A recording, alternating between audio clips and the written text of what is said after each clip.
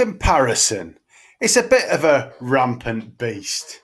Now, when people decide to compare themselves against others, it's for all sorts of reasons. Former US President Theodore Roosevelt basically said comparison is the thief of joy. And a lot of the time, rather than get on with your life and just enjoy yourself, people start to compare aspects of their life or possessions that they have against other people. When you think about it, it's probably quite futile. Unless you're Elon Musk or some sort of Sultan of Brunei who can ultimately buy anything they want, you're always going to be a little bit behind the Joneses. But if you follow five fairly simple principles, you can probably get a little bit more out of life and not waste your time comparing yourself to other people.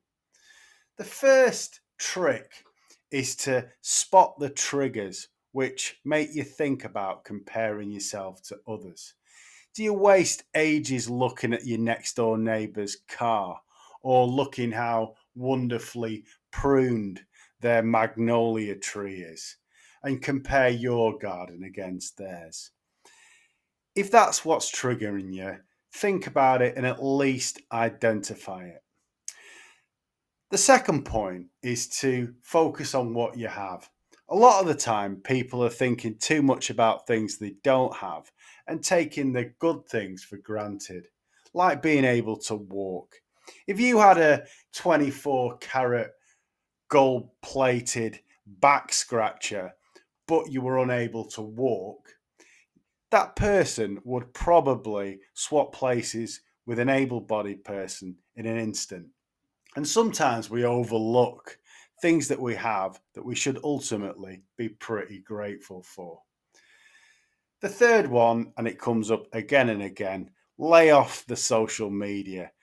Most of it is absolute dog dirt. It's not real. People are fabricating some sort of flight on a private jet or a brand new pair of diamond encrusted Crocs that they managed to get on a recent trip to Dubai. It's completely fabricated. And ultimately, if you did have an elaborate pair of footwear like that, would it make you that much happier? So lay off the social media.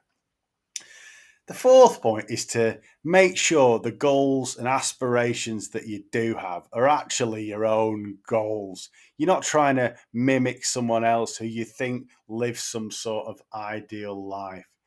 If you want to manufacture flared trousers and wear them to a 1970s recreation of Saturday Night Fever, and that's your ultimate aspiration, you do it. You don't have to go to the local Versace shop and encrust yourself in all sorts of tat. Do what works for you. And the final point is to learn from others.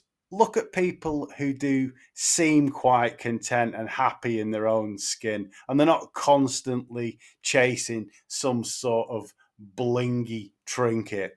If you can see what makes them tick, you can probably get some sort of good feeling and absolutely perfect your own life in a good way that doesn't involve chasing absolute nonsense. So, those 5 points again: spot the triggers, focus on what you have and be grateful, cut back on the TikTok and Instagram, chase your own goals and not the aspirations of others, and learn from people who are quite content in their own skin. And if you do that, you're not going to be constantly chasing and comparing yourself with other people who often you don't even like.